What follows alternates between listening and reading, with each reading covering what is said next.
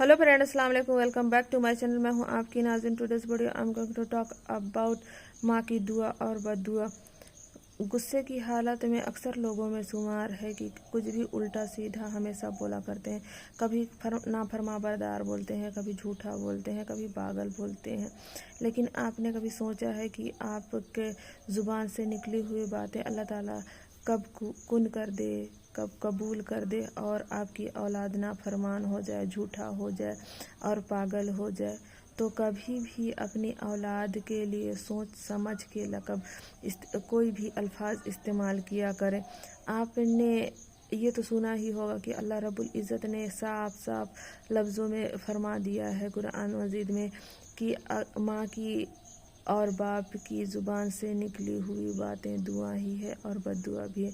तो माँ बाप को चाहिए कि कभी भी अपने औलाद के लिए सोच समझ के अल्फाज निकालें, क्योंकि आपकी अक्सर की हुई बातें ही औलाद के लिए दुआ भी है और बद्दुआ भी है। अगर आप औलाद की बेहतरी सोचते हैं, कभी भी अच्छा सोचते हैं, कब कौन सी दुआ कब कबूल हो रही है कोई पता नहीं है, तो हमेशा आप औलाद को गुस्से की हालत में भी बद्दुआ ना दें, दुआ ही दें, ताकि गुस्से की हालत की निकली हुई बातें भी कबूल हो जाए। एक वली थे ना, जो हमेशा अपनी औलादों को तुम जन्नती हो कह के पुकारा करते थे। मतलब बद्दुआ भी कबूल हो तो दुआ हो। आजकल अक्सर लोग ऐसे होते हैं जो गुस्से में काबू नहीं कर पाते और अपनी औलादों को उल्टा सीधा बहुत सारी ऐसी बातें बोला करते हैं। फिर बोलते हैं कि हमने तो गुस्से में बोला, हमारा दिल साफ है, अच्छे बाद में हम थोड़ी ना उनका बुरा चाहते हैं। ऐसा नहीं है। अल्लाह रब्बुल इज़्ज़त ये नहीं देखता कि आपने गुस्से में बोला या कब बोला। अल्लाह रब्बुल इज़्ज़त कौन सी दुआ कबूल फरमाएगा ये तो बस वही जानता है। तो कभी भी अपनी औलाद के लिए गुस्से की हालत में हो या अच्छे हालत में हो, अच्छे अल्फाज ही निकाला करें, कभी भी बद्दुआ ना दें। एक वाक़या है, एक वली थे जो अपनी माँ की खिदमत गुजार थे। इतनी खिदमत किया करते थे, रात दिन खिदमत किया करते थे जो एक रोज़ पूछे, अम्मी जान मैं काबतुल्लाह की ज़ियारत करना चाहता हूँ, मैं जाऊँ? तो उन्होंने हंस के कहा कि तुम तो काबतुल्लाह की ज़ियारत रोज़ करते हो, क्यों जाना है तुमको? उन्होंने इजाज़त अच्छे से नहीं दी। तो इन्होंने कहा कि मैं काबतुल्लाह की ज़ियारत के लिए ही तो जा रहा हूँ, कौन सा कुछ कर रहा हूँ, मैं चला जाता हूँ। तो इन्होंने क्या किया, बगैर पूछे काबतुल्लाह की ज़ियारत के लिए निकल गए।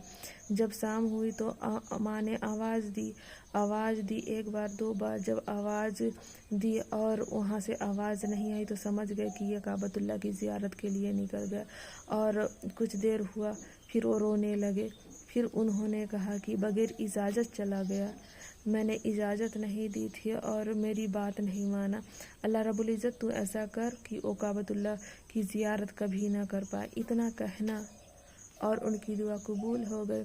वो बेचारे दिन भर के थके पहुँचे थे मस्जिद में, जो नमाज में मसरूफ़ थे। और अल्लाह की रब्बुल इज़्ज़त की करम देखिए, उनकी माँ की दुआ कैसे कबूल हुई।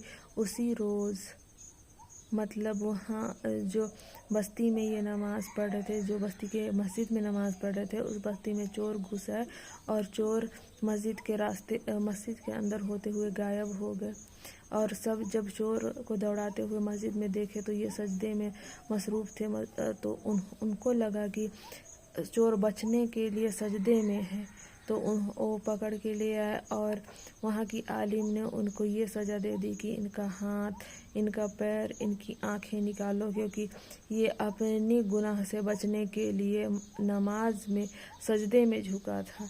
जब सब हो गया तो इन्होंने आलिम ने कहा कि ऐलान करवा दो कि जो चोर अगर मस्जिद से होता हुआ गुज़रेगा और अपनी बचाव के लिए वो सजदे में होगा तो उसकी यही हस्र होगी। तो इन्होंने कहा कि नहीं, ऐलान ये कराओ कि अगर कहीं जाना हो और माँ की बात ना मानो, माँ की नाफरमाबरदारी करो तो उसकी सज़ा ये। तो सब समझ गए कि ये तो चोर नहीं है, ये वहाँ के आलिम है। तो वहाँ फिर उनको वहीं ले जाके छोड़ दिए।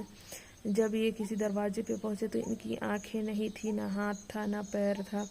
तो आवाज़ देने लगे कि माई मैं भूखा हूँ 2 दिन से, कुछ तो खिला दो। तो उन्होंने कहा कि तुम आके खुद ले जाओ, तुम गैर महरम हो, मैं कैसे निकल सकती हूँ। तो इन्होंने कहा कि मेरे पैर कटे हुए हैं। तो बोले कि हाथ बढ़ाओ, मैं दे देती हूँ। तो कहा हाथ भी नहीं है, तुम खुद आके खिला दो। तो कहा कि तुम गैर महरम हो, मैं कैसे खिलाऊं। तो कहा कि मेरी आंखें भी नहीं हैं, अब तो खिला दो, मैं 2 दिन से भूखा हूँ।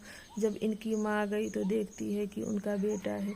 तो उनको ये तब समझ में आया कि बैतुल्लाह के लिए जो इन्होंने बद्दुआ की थी वो उनकी हालत ये है। तो फिर उन्होंने दुआ किया कि अल्लाह, मैं इसे इस हाल में नहीं देख सकती, ना इसके बगैर रह सकती हूँ, तू हम दोनों को उठा ले। तो अल्लाह रब्बुल इज़्ज़त ने इतना बोलना था और दोनों की रूह कब्ज़ कर ली। तो आप ये मत सोचिए कि आजकल की दुआएं कबूल नहीं होती, कोई इतना नेक नहीं, बिल्कुल भी नहीं। माँ की दुआ बद्दुआ से बचा करें भाई, बहुत कीमती हैं अम्मी, क्योंकि अल्लाह रब्बुल इज़्ज़त ने कुरान में भी उनका ज़िक्र फरमा दिया है और हमारे रसूल पाक ने साफ साफ बताया है कि माँ के कदमों के नीचे जन्नत है। अल्लाह रब्बुल इज़्ज़त ने बता दिया है, और बाप जन्नत के दरवाजे हैं भाई। तो कभी भी बोलना यही चाहूँगी कि ये तो उन आलिम की वाक़या थी। वाक़या बताने का यही मतलब है कि माँ की दुआ बद्दुआ कभी भी देर सबेर जाके कबूल होती है। तो माँओं को चाहिए कि सोच समझ के अपने औलादों के लिए अल्फाज निकालें, कब अल्लाह रब्बुल इज़्ज़त कौन सी दुआ कबूल फरमा ले।